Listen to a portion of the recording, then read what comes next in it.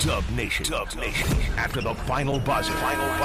This is where you come for instant post-game reaction. Oh, hell yeah. This is Dub's OT. Can't wait. With John Dickinson. Hey, JD, what you up to, sugar? Long time no talk to. On KNBR 104.5 and 680. Streaming live at KNBR.com and on the KNBR app. All right, welcome in. It's John Dickinson and Kyle Haar. It's Dubs OT with JD. We're on YouTube only tonight here, the KNBR YouTube page, and we appreciate everybody watching as well. YouTube and Twitch, the best YouTube chat in sports. People filing in here. It is a busy Saturday night, obviously, and a busy weekend in sports in the Bay Area. And if you're rooting against some teams that are rivals of Bay Area teams as well, obviously with the World Series Game 7 going on here, we're going to try to fit this Dubs OT show on YouTube, and of course it'll be podcasted later tonight and tomorrow. We'll fit this into the window that we have here as the Warriors playing on the night of Game 7 of the World Series and losing in Indiana. A really ugly loss, 114-109 is the final. Ugly loss. Looked like the Warriors were going to have enough to kind of bounce back after losing in Milwaukee on Thursday. And then as the game went on, the Warriors just did not have it. I mean, it began to look a lot like the game in Milwaukee, frankly.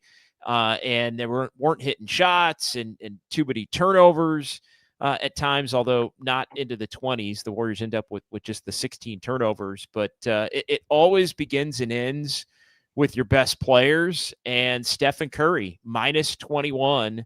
He does score 24 points, but he ends up 8 of 23 and 4 of 16 from three-point range. And the Warriors, as this looked like a game that, they were up at the half. They were up at the end of the first quarter by 4, by 5 at the end of the first half, by 6 going to the fourth quarter. And it looked like they were just going to have enough, Kyle, to find a way to get the job done. And it wasn't going to be especially pretty, but bounce back, split the road trip, come back. And I think everybody would have been happy if you're able to get to 5-2, but then a 21-5 run for Indiana at the end. So Warriors found themselves up 6, and then they were down 9, and then they were up 11, and then they end up losing the freaking game down the stretch. And so I think, Steve Kerr really for the first time this year, I think had a difficult decision in terms of what he wanted his closing lineup to be, and didn't maybe have a no-brainer choice as to what he wanted his closing lineup to be. He started that big lineup with about 4 or 5 minutes to go, and that lineup was getting crushed. So he brought Podziemski back in.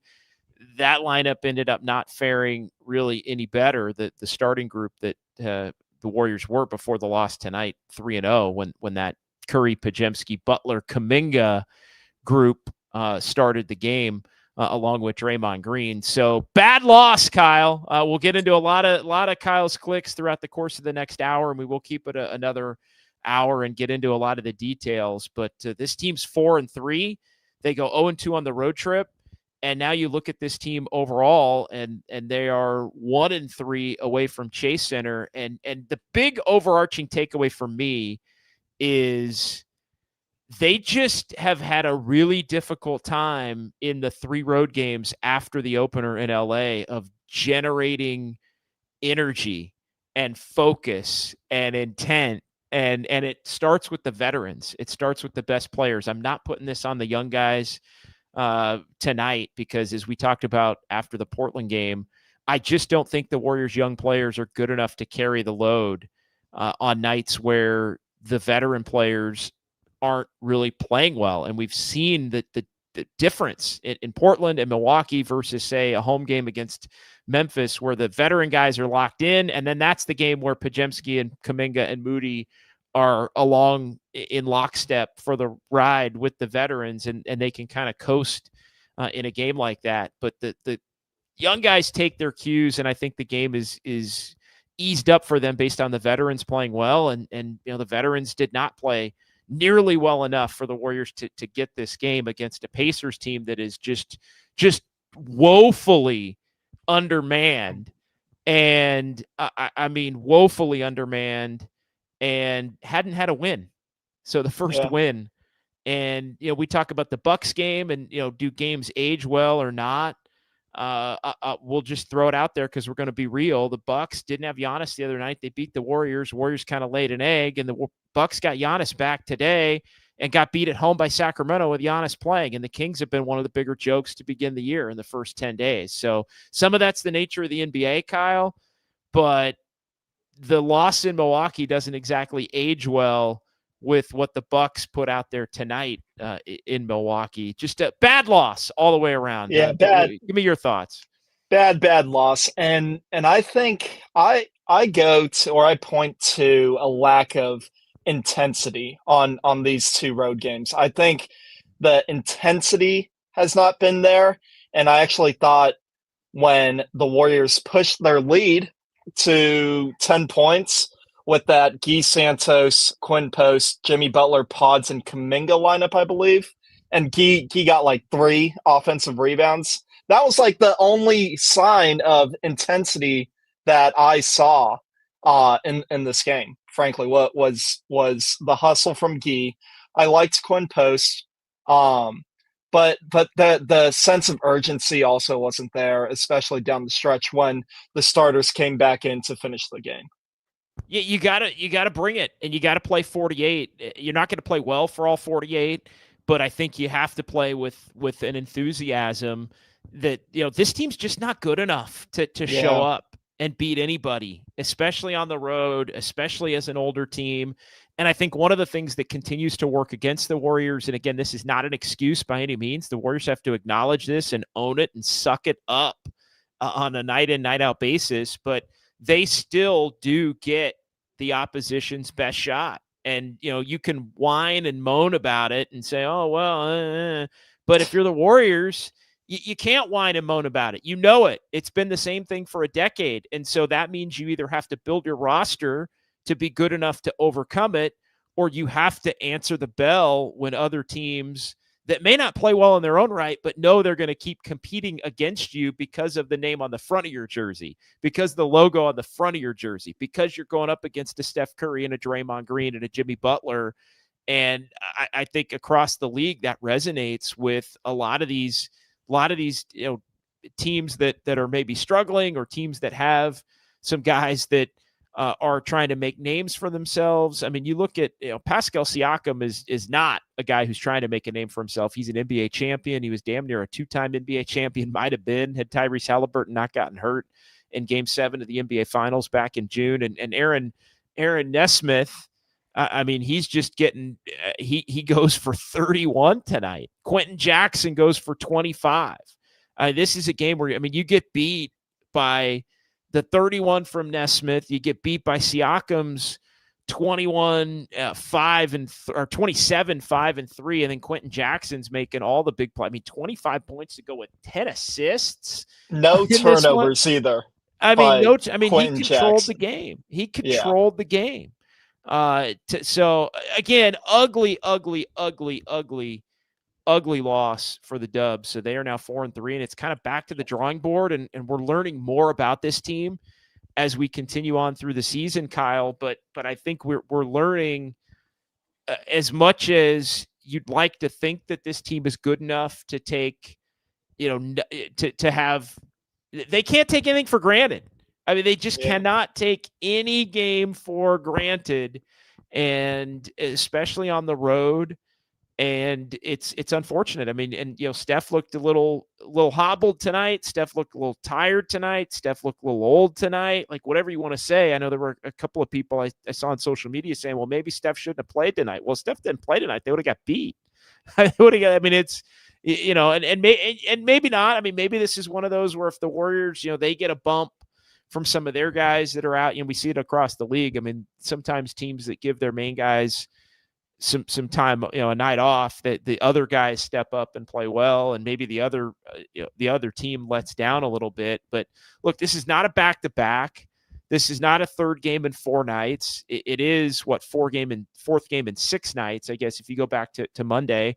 And the Warriors are playing a lot of games here, 7 and 12 to begin the season, as they currently sit at 4-3. But I don't want to use the fatigue excuse. I don't want to use their old excuse tonight.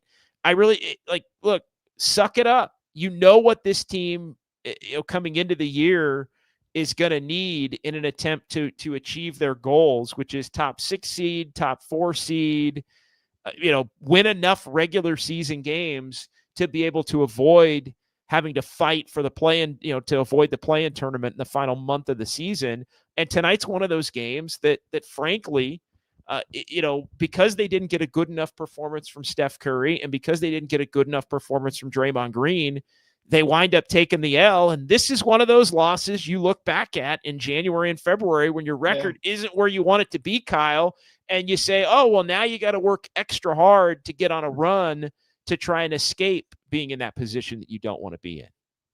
Right. And we kind of saw it last year with the amount of bad losses that they took earlier on in the year, when again, the main star was out, and you would have, I don't know, your Quentin Grimeses of the world go off, and then like you're chasing and fighting for 45 wins, 46 wins. So hopefully that it doesn't bite them in the butt. But I mean, it might.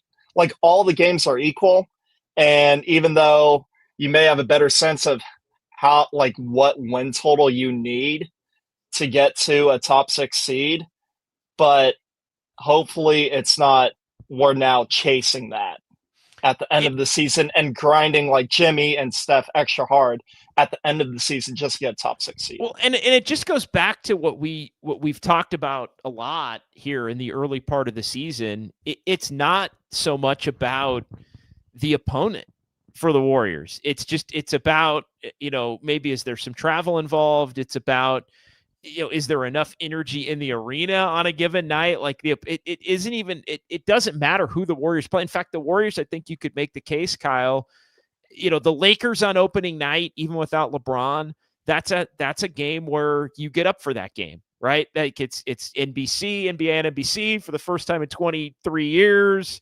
And it's Steph and Luka, and the Warriors, I think, get up to play Luka, and they get up to play in Southern California against the Lakers down at Crypto.com Arena. You're going to be up for a game against Denver. You're going to be up for a game against the Clippers because the Clippers have owned you. The one game that you could say, all right, maybe the Warriors are not going to be as up for that they won was that Memphis game, but that was a game that was coming off of a bad loss in Portland, and you did have a couple of days off last weekend, Saturday and Sunday, to kind of rest up and then put your energy toward the next game. So that's another thing that I'm just kind of filing away here. Again, I don't want to make too much of it, but I do think it's less about opponent and more about where the Warriors are in terms of their own headspace, and more about where the Warriors are in terms of the schedule and rest and travel and all those things. So first game of the year, right? You get 3 weeks to prepare, right? First game of the year, you get 3 weeks to prepare for it. You win that game. Then you go one night into one night off, and then you play Denver. The Warriors are able to win that game with the energy of the home crowd, and they come back. Then you go back to back, take an L. Then you get 2 days off. So you get 2 days off, and I think the Grizzlies game was one of their more complete performances of the early going of the season, where the veterans and the young guys were all performing at an extremely high level. So, but that's with two days off, and then you come back and beat the Clippers, but now you're getting 3 of 4 in Milwaukee. Now you're getting 4 of 6 with the game tonight, and just less reasons to be motivated. And again, not an excuse by any stretch, Kyle, but this team's been in so many bigger games throughout the years that they're used to, I think, being able to kind of not show up as much on a night like tonight or a game in Milwaukee and still be good enough to win. And that's the other thing. Teams throughout the league don't show up on certain nights. Teams throughout the league don't have energy, good teams on certain nights. But you know what?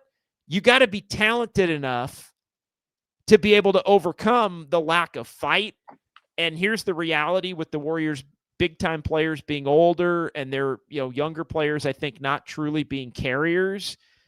It's the fact that the Warriors can't coast in these games really against anybody and just feel like they have the ability to win it on a good quarter or win it on a good or great 6 minutes. And we used to see that all the time. and it would get revised, right? Revisionist history. When you win a game like that, you move on to the next one, you play better in the next one. Nobody remembers. Oh yeah, they were kind of half-ass coasting through half or three quarters of that game. But wow, that 18-2 run ended the game, and the Warriors just now, Kyle, are not good enough to win games that way anymore. They're too old in some ways. They're too young, I think, in some other ways, to be able to kind of make that stand up. And again, no excuses. It's on, and I'm putting this one on. This is on, I think, the vets, really. I think it's on Steph and Draymond, because I think Jimmy did what he, everything he possibly could, I thought, to come alive, especially at the end of that third quarter when it looked like the Warriors were kind of cooked in this game. I mean, his run there, Pajemski hit a three, and then Jimmy was the guy, the one among the vets that really woke up at the end of the third.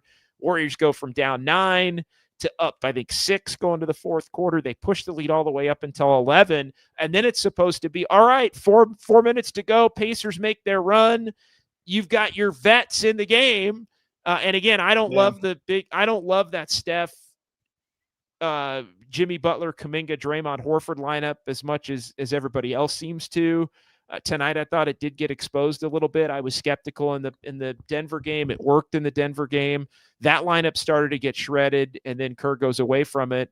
And I think it was the right call to go away from it. But then the group that ends up finishing the game, which is the starting group, and that group that had been 3-0 starting together to begin the year, they don't do enough down the stretch. I mean, really bad defense, I thought, down the stretch as well. And that's been the other big picture, like what's been kind of the common theme in the 7 games overall. How many games have the Warriors really played quality defense? One and a half? I mean, how many games have the Warriors really played a lot of quality defense? I think that's a big time question mark for me, Kyle. Yeah, and I think going back to the Warriors being able to coast in the past, and now these games might be more of a grind, which means you're using more Jimmy and Steph, especially down the stretch, which and we saw last year when in the playoffs, when you're grinding out your veterans, they're susceptible to getting injured, and then you're really in the tank. Yeah, then it's trouble, and you're right, because what happens is when you don't win a game like tonight, you feel more apt, and I don't think this happens necessarily because the Warriors are going to come home and they've got a couple of days off. So I think, everybody will play and be pissed off, and they're playing a Phoenix team who's not good. They're playing a Kings team that's not a good team. But again, the one thing about the Kings is when they are, and they showed it tonight, the Kings are one of those teams that when you completely think, oh yeah, they're going to be like one of the worst teams in the league, they're going to have some random wins. I think here and there that kind of, they always tend to have some random wins. You're like, oh God, what they were playing awful. They were the worst. They were a bottom 3 team in the league. And then they go beat Milwaukee with Giannis coming back after the Warriors get smoked with that. Like, so they're always kind of a little bit of a wild card team as it relates to that. But the reality is you suck it up, you get rested, and you go win the next 2. And then you take your chances in Denver a week from last night, and and hopefully at that point, if you're the Warriors, you're 6-3, and you're feeling better about where you are. But what happens is you start to feel like you need to chase games like tonight and Thursday night that you don't win. And the reality is, I don't think the Warriors, especially early in the year, are going to chase games like that. So when you don't win, then I think, at some point the Warriors are going to start resting players in back-to-backs. I don't think it'll be Sacramento on the second of a back-to-back coming up next, but we're getting to a point here coming up very soon. I think when the Warriors go back out on that longer, so they have the home game against Phoenix, then they're at Sac, then they go to Denver. They have a home game against the Pacers, the revenge game now against the Pacers on Sunday the 9th. And then they go on a long trip. And it's Tuesday, Wednesday, Friday, like Tuesday, Wednesday. It's like Tuesday, Wednesday, Friday, Sunday, Tuesday, Wednesday, all on the road. So there's going to be, I think, at least 2 of those games on that trip where I think the Warriors are going to rest some of the veterans. And so it hurts extra because you still now in the future have to go with that plan in terms of resting some of the veteran guys, and you didn't earn the wins that were right there in front of you to get when you had a team that was closer to whole, as you had here Thursday night with Giannis not playing, and as you had here tonight with Halliburton, and I mean a bunch of others not playing for Indiana. I mean, it really, really exacerbates the issue here, Kyle, with the way the Warriors were unable to finish this game. Well, yeah, and then the other issue with that is if you are going to rest a Draymond or a Curry or a Butler, and so that now means more Pods, Moody, Kuminga, and frankly, well, Kuminga aside, Pods and Moody haven't given us like anything in terms of offensive production to carry that side of the ball. None of them are carriers that No. contribute to winning, even Kuminga. And Right. Because even Kuminga, we've seen it. It's the Minnesota series, right? Yeah. If you ask Kuminga to play a different way in an attempt to kind of be the lead dog, you don't win with it. It's not what basketball. And I think the Warriors have been so focused, and we've touched on this a lot. The Warriors have been so focused on attempting to get Kuminga to buy in. I thought tonight, and look, he had 5 dunks tonight. There were definitely parts of Kuminga's game tonight that I felt were very much in line with the Kuminga we've seen to begin the year. And I don't think he's necessarily even in the top 5 reasons they lost the game. I will say on the Kuminga front, I think this was one of his least effective games aside from the dunks. It was a less efficient overall. I think he ended up taking 16 shots. It felt a little bit at times like the Warriors were kind of going to him because others didn't have it. I don't think this was a very good Kuminga defensive game at all. In fact, I think he was awful defensively in the game tonight. So I think you could make the case through 7 games. And again, I don't want to overstate it because he's been really good. I think this, in a lot of ways, was his worst game, probably of the 7 games. But again, he still had the 5 dunks. But aside from the 5 dunks, he's 2 for 11 shooting the basketball overall there, and ends up being a minus 20. And if you're a minus 20, that means that defensively you're not getting the job done, especially if you're playing with especially if you're playing as a starting and a closing lineup member. And the only guy worse tonight in terms of the plus minus was Steph. I mean, it was Steph and Kuminga where Steph was minus 21 tonight, I believe. Yeah. So Steph was bad in terms of plus minus tonight. Kuminga was minus 20 tonight. Draymond was minus 13 tonight. Jimmy was minus 6. The non-starter groups with Jimmy, when Jimmy played with the subs, the Warriors, those were their best groups of the night at the end of the first, beginning of the second, into the third, beginning of the fourth quarters. Those lineups tonight for the Warriors were their best lineups in comparison to the starters and in comparison to the groups that wound up finishing the game. So a lot to get into. Let's get to some clicks as we appreciate everybody kind of filing in here. There's a lot going on a Saturday. 49ers taking on the Giants tomorrow in New York. We've got the Dodgers and the Blue Jays in Game 7 of the World Series in the top of the 6th inning, with the Dodgers trying to put some runs up on the board, and the Jays leading that one 3-1 as we sit here.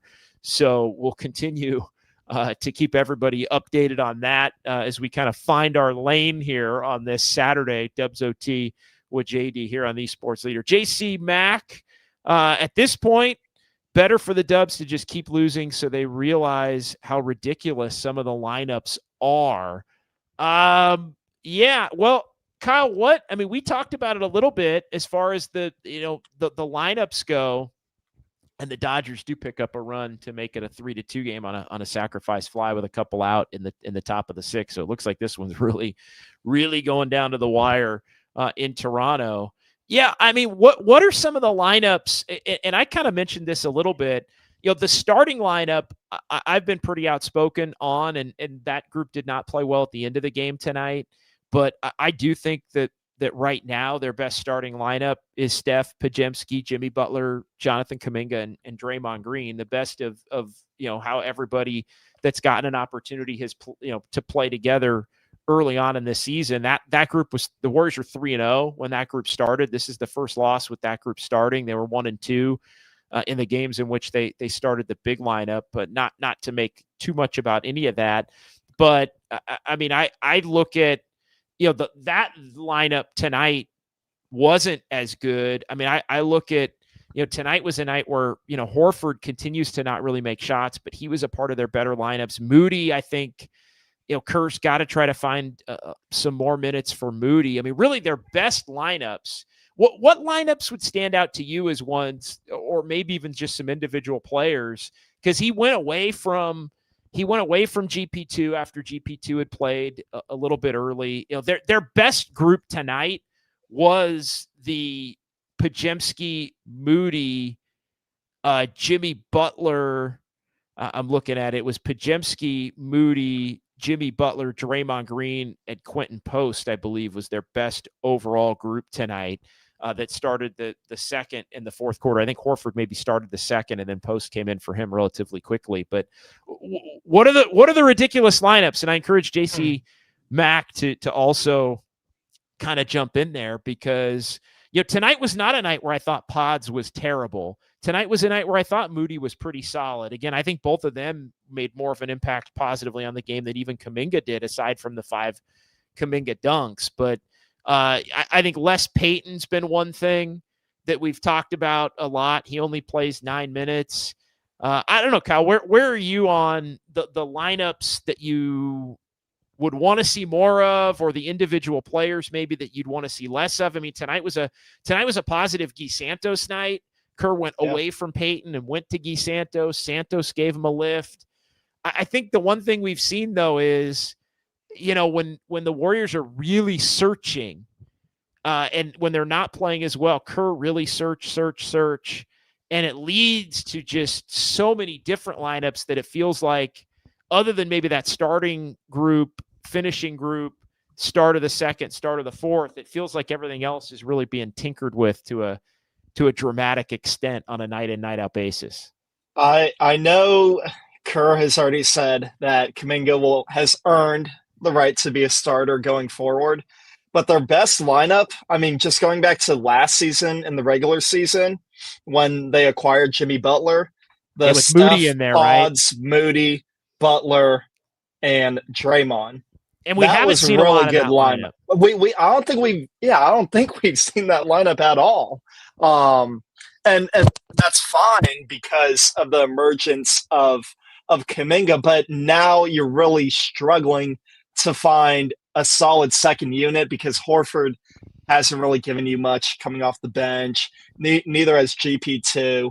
And now you've been wanting to play Quentin Post at the 5 now, or interchange him with him and Pods.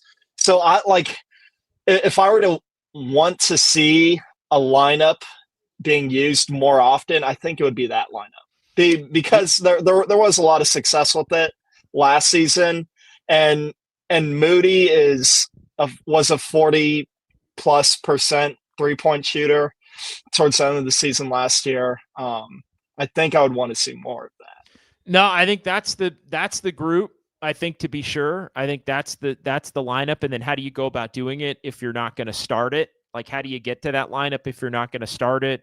Right. And again, I'm not saying that anybody needs to come out of the starting lineup at this point. I would continue to roll with that smaller group that the Warriors have rolled with here, the one that's 3-1 to begin the year. But at some point, I thought there was a case to be made tonight, and with the way that he played defensively tonight, I think there was a case to be made, and people are, this is going to be the first time where I think I'm going to hear it from the chat and maybe people on social media.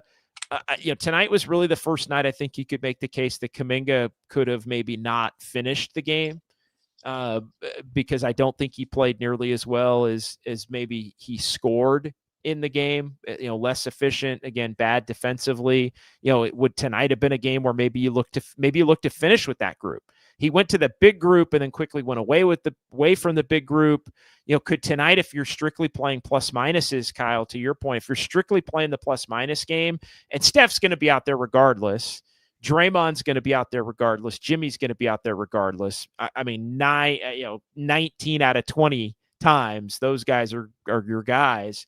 But if you're looking for the other two tonight, you could have made the case for Pods and Moody, which to your point is that better lineup that, really the lineup that overall has been the Warriors' best 5-player group since the Jimmy Butler trade going back to February in the trade deadline. All right, let's continue on here. Let's try to go a little bit more rapid fire. I'll try not to spend 5 minutes on every comment here, but I do like to read them and engage. Florida Dubs fan, it figures the Pacers have not won a game yet, and then they play the Warriors, and even shorthanded, they get the win. Our young guys are just not good enough, and Steph off in the second half. Yet the best way I can say it, Kyle, the young guys are just not carriers. They're just not. And, again, Kuminga was not terrible tonight. He had, he ended up having, 17 points? But, Pods was pretty good tonight, I thought, but he's 1 for 4 from 3-point range. And Moody, I thought, was solid in terms of the plus minus. He was kind of doing the little things, but he wasn't hitting shots. So I can understand, maybe saying, all right, well, it's frustrating, and I can hear it. I can hear it already in the games where the Warriors are playing some of these lesser opponents or shorthanded opponents.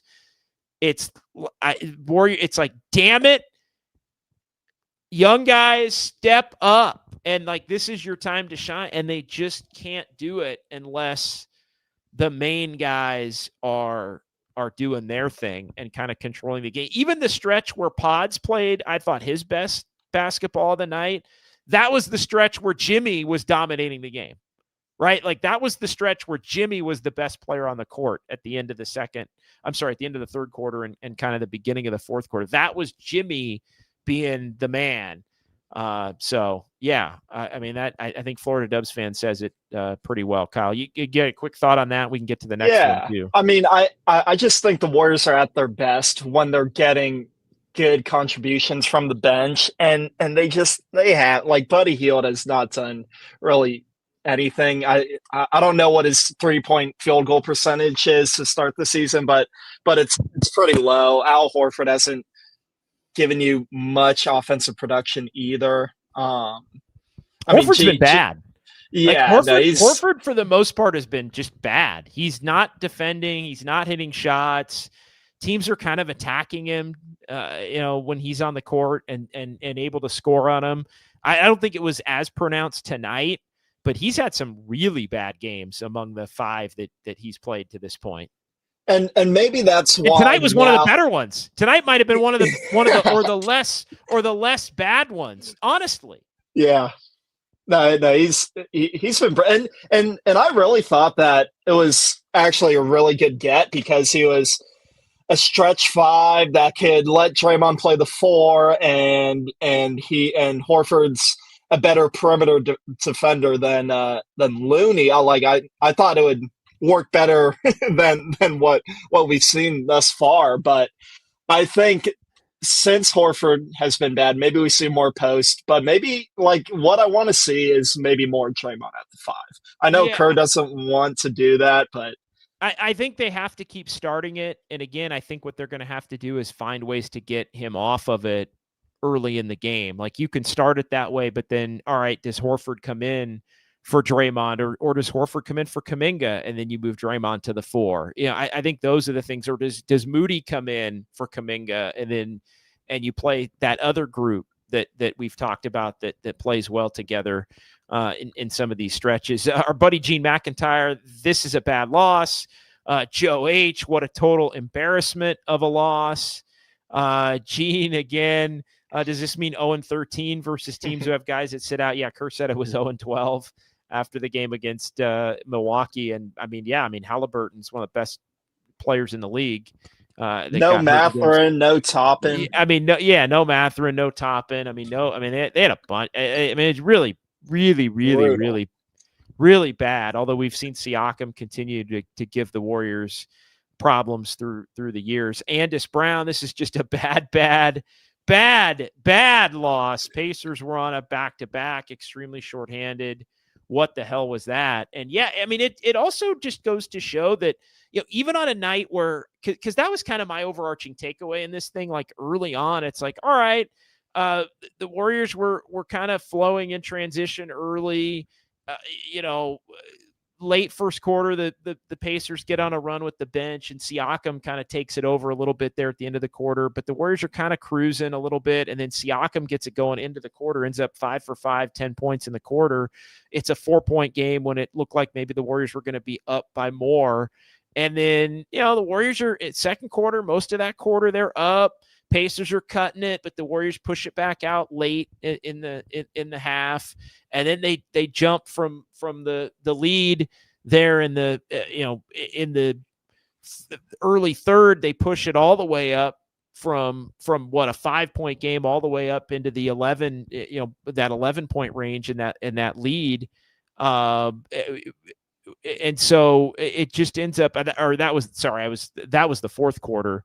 The third quarter, they were up, 5 or so, and then the Pacers kind of took control of the game. I'm watching the Blue Jays add on to their lead against the Dodgers here with a big, looks like a double in the gap to score a run. So the Dodgers had closed to 3-2, and now the Blue Jays have answered with a run against Glasnow to take a 4-2 lead in the bottom of the sixth inning, and they've got a runner on second with nobody out. So they're threatening to continue to open it up. The Blue Jays have had some opportunities here to do that they haven't quite cashed in, other than the Bo Bichette bomb that gave them the 3-0 lead in the game early on. So yeah, Andres Jimenez with a big RBI double to get the Jays' fourth run in. So yeah, I kind of got my Warriors notes twisted around as I was watching the Jays hustle around the bases there up in Toronto. But yeah, I mean, the point I was getting at, Kyle, as it relates back to the Warriors, is you just felt like,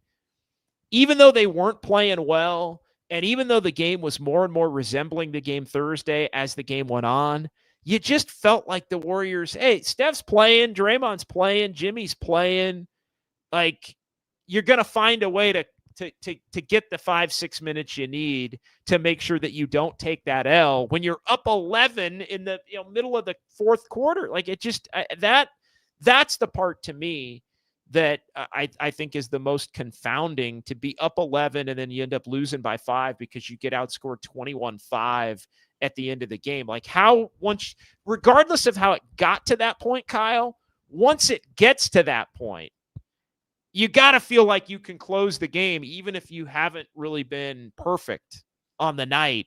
But having a double-digit lead with about 5-6 minutes to go. Yeah, and actually, I want to bring up this comment by Jokes on You, because actually, I was kind of thinking what he was thinking when the Warriors were extending their lead with that lineup I was talking about earlier with Key, Santos, Post, Jimmy, Pods, and Kuminga, I believe. And then Curry comes back in, and not saying like, at the usual 7-8 minute mark in the fourth quarter, but I was thinking, this lineup has been like the one lineup that is truly kind of clicking right now. I think I would give it a little bit more run. even though you have some of your deeper bench guys in there.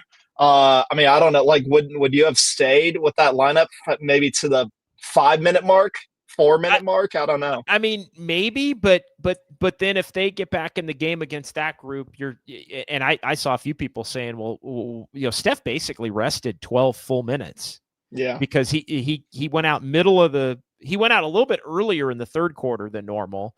And then he didn't come back until later in the fourth quarter. So right. he really rested. I can look it up in the box score, but he rested basically almost an entire, maybe a full quarter. He rested from the middle of the third to the middle. And the Warriors, to your point, were playing well in that stretch. But I also saw a little bit of Steph, maybe it wasn't the best idea to keep Steph out for an entire quarter. Right. So he still is your franchise player. Bottom line for me, Steph's got to play better. That's the bottom line for me, is Steph's got to play better. I didn't really have a problem with not bringing him back in sooner necessarily. I'm not going to go as far to say Curry should not have come back, or they should have tried to ride that lineup out a little bit longer. He's just got to play better. The 5 turnover games, dribbling it off your foot to the other team, one-on-one when you're bringing it up into a layup for the opposition like that, he's got to play better. And if he's physically not right, that's the other thing, Kyle. If he's physically not right, then we got to start having a conversation, as much as we don't want to be having a conversation about potentially giving him a night off here and there. Right. Which again, like we see teams that their stars, or they're injured or whatever, they're a late scratch, and they are still able to put out a competent performance and pull out a victory, and I just think, no, Curry, you might as well pencil it as a loss. Well, and you never know. I mean, and again, each year is different. I mean, you don't know what and how the Warriors will react, but there are going to be games where Steph doesn't play, and Jimmy doesn't play, and Draymond doesn't play, and and Horford doesn't play. Like, there are going to be games where it is truly going to be, Pods and Moody and Kuminga, and they're going to basically be out there. Pods maybe running the point, and Moody playing the 3, and Kuminga playing the 4, and Quentin Post playing the 5.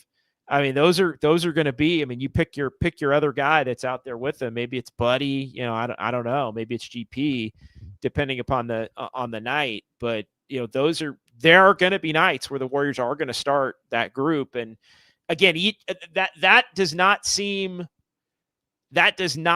great at this point, given what we've seen from those guys. But I will say every year is different, and I will say that as you look ahead, maybe that does create some letdown type scenarios from some of the Warriors' opponents in some of those games, and it allows for some of those younger players to have an attempt to flourish in those games, and maybe the Warriors get a game or two back among those that they've lost when other teams have been without their stars. I mean, sometimes.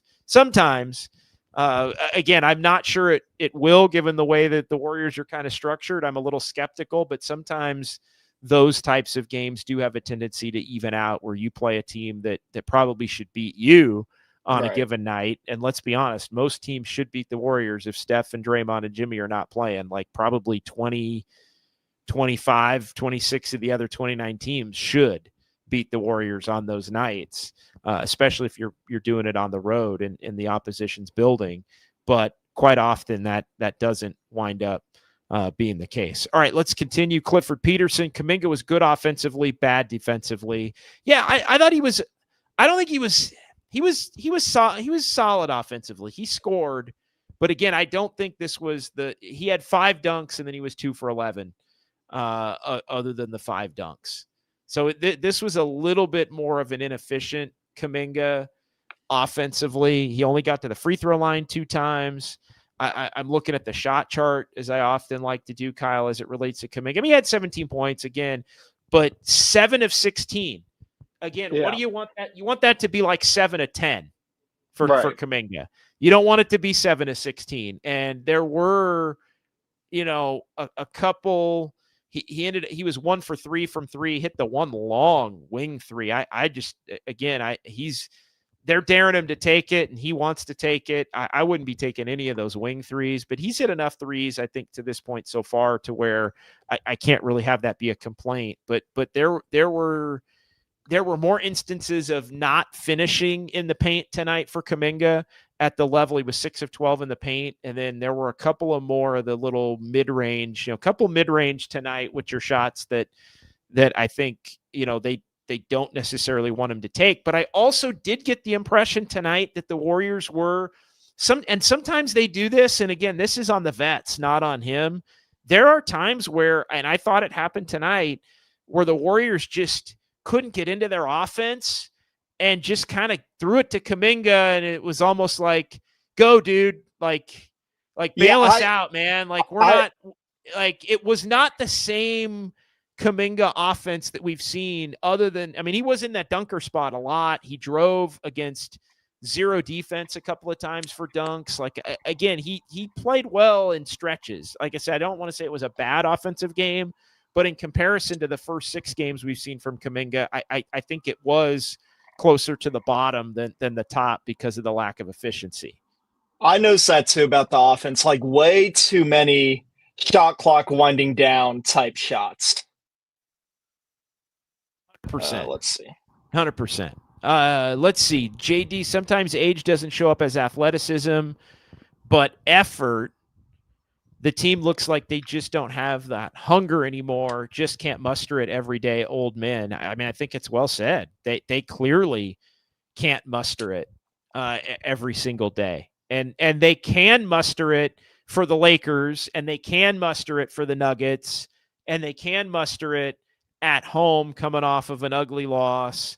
But where they can't muster it as much is on the road in Indiana when a bunch of the Pacers' best players aren't there or Giannis isn't there. Like, they like going against Giannis. They like going against Halliburton. Like, they feed off of that. I think Steph in particular feeds off that energy in the building of another team thinking they're going to take him out. And it just, when it's not there, I feel like he doesn't, he doesn't play as well when that's not there. So, yeah, when you're going from Tyrese Halliburton to Quentin Jackson. Yeah, and but it doesn't. But Quentin Jackson he brought it. But Quentin Jackson wants to kick Steph Curry's ass. Yeah. And Pascal Siakam wants to kick Draymond Green's ass, and Pascal Siakam wants to kick Jonathan Kuminga's ass. Yeah. And and same thing with Nesmith. Like it really, unfortunately for the Warriors, it doesn't work both ways. It doesn't work both ways. So yeah, I think that's unfortunate. Digum 117, your young guys have to match the pace of the other team's young guys, though. And the Warriors' young guys don't always do that either. At times I think the Warriors' young guys get a little sluggish. Get a little kind of caught in the malaise. This team is just so set by the tone of the vets. It's Steph's team. When it's not Steph, it's Jimmy. It's Draymond's energy. It's Draymond's emotion. It's just this team is fueled by those guys. And when they don't have it at the level they need to have it, it's just too much of an ask, I feel like, for the others to just pick it up and carry it. It's not fair to them. So I'm not going to blame them. It's much more on the veteran guys. And if the veteran guys can't have it, and don't have it, and then that means the young guys aren't going to have it, then that's how you find yourself in this position, unfortunately, if you're the Warriors, where you end up fighting for mid to high 40s as opposed to low to mid 50s. And that's going to be the difference between, are you going to be scrapping to be the 6th seed versus potentially being, a team that can, firmly be in the 6th seed or firmly be closer to maybe being in the top 4 of the Western Conference, which truly gives them the shot to win a title that they so covet. I wonder what the Warriors' defensive numbers are. I see a lot of blow-bys at the point of attack.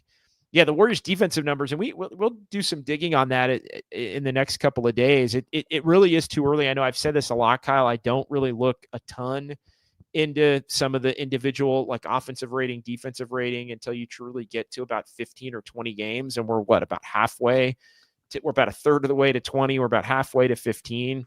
So I don't pay a lot of attention to it overall. I will say, coming into the game, just for fun, coming into the game, the Warriors, in terms of points per game, they were, let's see, where were they? The Warriors were 12th in points per game coming in to the season. The Warriors, in terms of offensive rating, were 11th, defensive rating 12th. Offensive rating 11, defensive rating 12 coming into the year. So, yeah, I mean, again, I think it's early a little too early to tell on a lot of that stuff. But yeah, I think they have been getting blown. But the Warriors don't have they don't have enough good point of attack defenders. I know Moody, that was going to be his thing before he got hurt in training camp, and then they kind of bequeathed that to Kuminga because it's his best way to defend. Peyton, I don't think, has been great to begin the year. I don't think the Warriors have enough quality point of attack defenders, honestly, because I don't think Moody's ideal, and I don't think Kuminga's ideal. I think there are certain matchups where both of them do pretty well, but I think there are other matchups where both of them tend to struggle. And then I think there's other times where Peyton, everybody loves GP2 in the Bay, but GP2's looking a little old to start this season, and looked a little old at times last year when he was healthy enough to be out there. Florida Dubs fan, we're going to go about another 10 minutes here as well, just to kind of keep everybody going. We wanted to do a full hour straight. We're commercial free. We're on YouTube and Twitch. Appreciate everybody joining us with so much going on. The big 49er weekend in New York, taking on the Giants tomorrow. And of course, Game 7 of the World Series. We'll get everybody out of here with a shot in the next 10 minutes as they go to the bottom of the 7th inning in Toronto to watch these last couple of innings unabated, although it is fun, as we did on Monday night from Harmonic. Try and keep an eye on the World Series as things wind down. But yeah, the Jays are 6 outs away from winning their first World Series championship since 1993 and ending the Dodgers run after the Dodgers won the World Series a year ago. And the Dodgers coming into this series, despite some of their flaws in terms of their pitching, coming in as significant favorites, even without the home field advantage. Steph looked tired, Florida Dubs fan, and this is only the 7th game. Every game may be a grind, and therefore a championship would be out of the question. That was the other tie to that, Kyle, was the 23-8 last year. They had to work their freaking ass off to get those games, and there were games like tonight in that stretch, and they would work their ass off to win them. Now, the one thing I will say is I feel like last year in the February, March, April part of the schedule, the Warriors would have still won tonight and would have still won maybe last night, or at least would have won one of the two. I feel like going back, but they were working their freaking ass off to do it. And I do think ultimately, it got them to where they wound up with a favorable enough matchup in the playoffs, but it also was the beginning of the end in terms of not having enough once they got through the Rocket series to be able to stay healthy, a la Steph, to be able to beat and more legitimately compete with the Timberwolves. So it was the number one question coming in. Can this team be good enough to win enough in the regular season to where they can get the seed that they want and stay fresh to be able to make the run that they want? You gotta, it's two different. You got to be good enough in the regular season to stockpile wins, but you also have to be able to do it in a chill enough fashion to be able to stay fresh to where you can ultimately win, not burn out and crap out in the playoffs, or have, an injury take you out as it relates to the playoffs. But yeah, Steph did look tired. LM Dubs still look good to me 7 games in. Don't know why everybody's so negative. These last 2 are pretty bad. Again, to me, if you bounce back tonight and win, even if it's not pretty, you bounce back tonight and win, I'm with you there. But you got to get one of these. Now you're, and again, the next 2 games, let's just be honest, should be wins. They should win at home against Phoenix, and they should go to Sacramento in the second of a back-to-back and win. Although, again, second of a back-to-back against anybody, road games against anybody. The Kings are not this young, enthusiastic, energetic type team. They're a little bit more of a plodding veteran type team. So I don't know, man. I think there's a shot there to get the next 2, and then you feel a little bit better about it. But no Giannis, and then all of the Indiana injuries and the way that the Warriors did it. Like, I don't, you can feel good about them being 4-3 if you want, but these last 2, I think were as bad as it gets, and should send some alarm bells up I think, here moving forward as it relates to how they navigate the season. JMU22. No, this is a rerun of 2 seasons ago. We had a woeful road record, but an amazing home record. Maybe that's possible. And I think that's what you're hoping. That's not the case. But a lot of winning on the road is the ability on nights where you don't play well to just steal games. Nights where you don't have it, you just find a way to hang in the game or get a lead like the Warriors had their middle of the fourth quarter, and you just hold on to it, even though a team like the Pacers makes their run. And so I think that's alarming. I think that's alarming, JMU. I think that's an alarming. We don't know. Maybe it turns. But that I had that similar thought as I was watching the game tonight, like, oh boy, is this going to be one of those where they can, they'll beat everybody at home because they've been able to find the energy at home. And they've been, role players play better at home. I think the crowd's been into it at the games at Chase Center. And so you keep fighting. You have that juice at the beginning, but you continue to fight through the game to make things happen. On the road, you don't have that. And I think this Warriors team in many ways kind of thrives off really needing that. So, they haven't had it. EB here just 10 days ago, the media was making up nicknames for the Warriors closing lineup. Well, I was not. In fact, I was against it. And Kyle, you can attest to that. I thought that was a bunch of bullshit. And we can say that because we're not on the radio tonight. But that was. And I was taking a lot of shit for, not even saying I thought the lineup was going to fail, but just saying I was skeptical of it. I was saying, yeah, I don't know about this lineup. And then they played well against Denver. And then people are talking about how it's their best lineup and they should start it. And that give me a freaking break. That was a total and complete joke.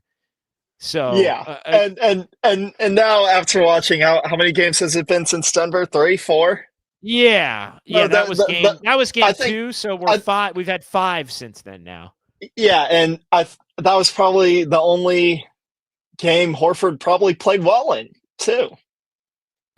Yeah, he really helped. Now thinking about it, yeah, they're giving Horford, and I get it, it's early, but they're giving Horford some scholarship minutes. I think right now they're giving him some. We don't want to hit the panic button too soon, even though this doesn't look great, and let him get comfortable time right now. But yeah, that lineup again. I'm not saying that lineup can't, and we're talking about the Steph, Jimmy, Kuminga at the 3, Draymond at the 4, Horford at the 5 lineup. I don't like the group with Quentin Post at the 5 as a starting group. At all. And again, that group's 1-2 in 3 games that, the Warriors are 1-2 in games that they've started. That group 3-1 now in the other games with the loss in this one. But I don't know. I was never at the point. I mean, Kerr said after the freaking game that they hadn't practiced it or even thought about playing it. And then people were acting like Kerr was an imbecile for not. And it's like, okay, it all made sense when Kerr explained it after the game. Like that's not a lineup that I think, they truly had on their bingo card with semi-regularity that was going to be their best no lineup. No shooters on that lineup. No shooters. It really is. Well, and tonight I was surprised because it's funny, I asked Steve in Portland before the Blazers game. I asked him, how much that group playing as well as it did would give him confidence to use it, but you use it moving forward. But the other question was how specific was the fact that Steph was on an unbelievable heater, in that game, and Horford was making shots in that game. It's like, so you if you're going to play that group, Steph and Horford, not only do they have to be on, like it's not just the threat of them shooting, they have to actually hit shots. Because I think, in theory, you're hoping that lineup is going to be elite defensively and elite on the boards. And it wasn't elite defensively or elite on the boards tonight. So that was, and Steph wasn't hitting tonight, and Al wasn't. Again, Kerr went away from it very quickly. I give him credit, but the lineup that he had ultimately finished with didn't do much better, which has been, I think, their best group to begin the season, which is the Steph, Podziemski, Kuminga, Butler, Draymond 5 that's basically been their starting group in 4 of these first 7 games now. All right, let's do a couple more. No Cap 757. You can't miss on all the draft picks Golden State has, then decide to double down on going older and expect to be at the top of the league. They're exactly where they should be. Some nights the old heads have it, and on. Some nights the old heads have it. Some nights the old heads have it. Some nights they don't. I'll kind of finish that There off you with go. No Cap. He ran out of characters there. They've made their bed. There's no doubt they've made their bed. And so we're going to continue to talk about it. Let's do about 4 or 5 more. Okay. Kyle, we can do I don't know if we have the sounder tonight because we're on YouTube. We don't have the comment of the night sounder. Do we have the comment of the night sounder? I do. We do. All right. So we can do. We'll play that at some point here. But let's do. You tell me. You want to do like 3 more, 4 more? Yeah. Let's do 3 more, and then we'll do. Yeah, 3 plus 1. Well, 3 right, plus 3 plus 1. We'll do the 3 plus 1. So all right, let's here we go. Here's the first one of the 3. EB here. Warriors lost the 4th quarter lead when they took out Pods and put in Horford. Or is it Edsel? Oh, okay, because all right. He's not a Ford, he's an Edsel. That's an older. I don't get it. Older. That's a very old. That's like a older than like. That's like my grandparents' level of car, let alone Kyle's. But yeah, Pods was one of the Warriors' better players in this game, and he was connecting the game well, also in this one. So all right, let's get a couple of more here. Max Lopez, why panic? There's nothing they can do until January anyway. Well, what are they going to do in January? And this is not a conversation for tonight because we're going to wrap up the show here, but. I mean, the only real thing they can do in January is trade Kuminga. And all I've heard for a week and a half or 2 weeks is you can't trade Kuminga because he's playing so well that who would you trade him for, which has been fair to this point. And again, I'm not going to go down that rabbit hole, but the move is trade Kuminga. So if that's, but again, I don't feel like anybody wants. So it's like Kuminga, and look, I think Kuminga's played well, and for the most part, 6-7 games he's played really well. So I'm not coming down his road here. But if the team overall isn't at the level that you want it to be, your one chip to cash is him. So even if he's playing well, so it's you don't go, oh well, he's playing well, it's not going to be him, but then you're not good enough in other ways. I mean that's where it's tough. That's where it's truly, truly tough, as Max Muncy has pulled the Dodgers within 4-3 in the 8th inning with 1 out up in Toronto. So this one is – oh, wow. This one's a nail-biter. That was a blast for Muncy. So 4-3 Jays, top 8 in Toronto with 1 out again. And the Dodgers trying to go back-to-back and win their 3rd in the last 6 years, and the Jays trying to win for the first time since 1993. But yeah, to the point, there is nothing they can do. Joe H., I don't want to hear any more talk about championships or even the playoffs. I think we can tamp down the championship talk at this point. I think that's fair. Yeah. It's I was going to say it's October, but it's actually November 1st now. So, but still, I mean, to that point, I mean, we haven't talked a lot about trades and all that, to the prior comment also, because I think the two tie together somewhat. It's the fact that, we're not talking about trades because 1, Kuminga's been great, and 2, they've been winning. And 3, it's you got 2.5 months until they can actually make a trade. So you really have to almost wait until Christmas or New Year's before you're really, really, really thinking about like, all right, where is this team and what can they do? As far as the playoffs go, I mean, playoffs need to be the goal. And I think anytime this team is not in the top 6 in the West, and again, I don't look at the standings really all that much this early in the season. We'll probably start looking at them a little bit more next week.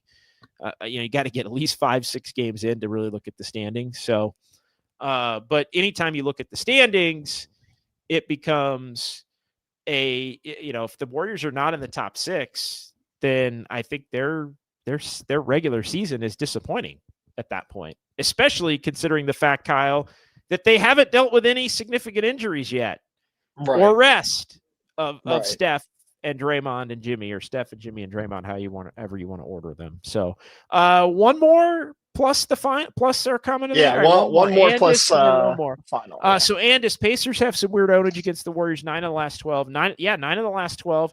And the Pacers have never lost at Chase Center. That's another weird one. Wow. So November 9th, the Pacers are at Chase Center. The Pacers have won every game they've played at Chase Center, going back to the first year when the Warriors stunk, and then I think they every other year they've played there. The Pacers have been able to win. So yeah, they won in 20, 21, 22, 23, 24. Yeah, I think it's 5 or 6 that the Pacers have won inside Chase Center. So no picnic anytime the Warriors are playing the Pacers. All right, let's wrap it up on this note with our comment of the night. Oh wait. Dubs OT Hold up. I'm replaying it. Let's replay that. Of the night. Oh, whatever. Who is Quentin Jackson? Exactly. Who is Quentin Jackson? Now, time for the Dubs it's playing again. Comment of the night. All right, there we go. Yeah. Play it again. I don't care. That's fine. You play it that second time. It's all good. Well, Quentin Jackson is out of Texas A&M, 3rd season. He's averaging 9 points per game this season. But he was with Washington, and it's his third year with Indiana. So he's played. This is his 4th year, I guess. So this is his 4th year. So he's played 3 years. And he averaged 6 points per game in 9 games with Washington, and then averaged a little under 6 last year with Indiana in 28 games. He did start 7 games for the Pacers last year. So he's, a little under 6 points per game in his career, with a board and a half and a little under 2 assists. But yeah, he was a thorn in the Warriors side in this one. And what a game. We got to give Quentin Jackson a lot of credit. I mean, Quentin Jackson was spectacular tonight. 25 points. He's a plus 20. Steph, you talk about winning the matchup. And really, that's the story of these last 2 games. Yeah. Ryan Rollins and Quentin Jackson beat Steph Curry in their matchup. And significantly in each of these games. And they go in favor of the Bucks, and they go in favor of the Pacers. So that'll do it. Let's go ahead and wrap it up on this note. Do we have the fun with numbers thingy? We don't have to. Let's see. We do not. We do not. No, we don't have that one. Okay. So we don't need to do the fun with numbers thingy, but we will do some fun with numbers, or not so fun with numbers, however you want to do it. Warriors blow the lead tonight, so they're 4-3, 3-0 road, 1-3 1-3 on the road, 3-0 at home. After they get swept, 0-2 on the road trip. 2 straight clutch games for the Warriors. Warriors were excellent in clutch games last year after the Jimmy Butler trade. They're now 1-2 in clutch games. They beat Denver and then lost to Milwaukee and Indiana, so they're 1-2 in clutch games now. Pacers overcame an 11-point deficit in the final 5:46, 21-5 to close the game, as we'd been talking about. First time this season the Warriors had the lead at the start of the 4th quarter and lost. So they're 3-1 now when they have the lead at the beginning of the 4th quarter. Warriors go home. They play the Suns and the Kings before heading to Denver, and then a rematch against Indiana a week from tomorrow inside Chase Center. Steph did lead the way for the Warriors with 24 points, 5th 20-point game of the year. He made 4. He had a 4-point play in the game, which was his 2nd of the season and the 67th of his career there. Jimmy Butler, 20 points, 4 straight 20-point game. Draymond had 10 boards. Draymond's presence, though, to me wasn't really felt in this one. And Kuminga, other than the dunks, as he finished with 17, his 5th game scoring at least 15 points of the first 8. Of the first 7 now for the Warriors, who sit at 4-3. I thought Kuminga, I thought this was the least impactful Kuminga game as it related to winning, especially aside from the dunks. There were more bad shots, not as much finishing. I think the Warriors maybe putting a little too much on his plate at times, just kind of throwing it to him to bail them out because they didn't have it. And then defensively, I really didn't think Jonathan Kuminga was at his best. I think it was his worst defensive game of the season, to be sure. All right, Kyle, final thought to you here as we wrap this thing up, and then we'll let everybody know what's coming up here on the Sports Leader and for Dubs OT and YouTube and all of that stuff here. Final thought, I think it's daylight savings tonight. It is extra hour. Yeah, extra hour of sleep. There you go. Extra hour. That so means that's great. Yeah, it's an extra hour to do whatever you like to do. Sleep or amazing. Eat or so our Niner broadcast tomorrow is really starting at 8 a.m. Yes, the Niner broadcast tomorrow. Nice. It is 7 a.m. on the clock, but it's a 7 a.m. that will feel like an 8 a.m. because they all mix the same. So you do turn the clock back there, fall back, and so you get that. Enjoy that extra hour of sleep. So that'll do it. Join me tomorrow with Copes, 7 a.m. here on the Sports Leader. 49ers in New York, going up against the New York Football Giants. 10 a.m. kickoff, and we'll have you covered before and after the game there. And then back to the Bay after that for the Warriors on Tuesday against Phoenix. We'll be at Harmonic Brewing in Thrive City for that one, Dubs OT. And then in Sacramento for the game against the Kings on Wednesday night. Back to the Dungeon in Sacramento post-game after the Warriors take on the Sacramento Kings, who got a big win. Kings were really struggling. They got a big win. They won at Milwaukee with Giannis playing after the Warriors tricked that one away the other night in Milwaukee. So for Kyle, I'm JD. We will talk to you Tuesday from Harmonic. Tough one for the Dubs. They're 4-3. They lose at 114-109. And we're all over it right here on the Sports Leader.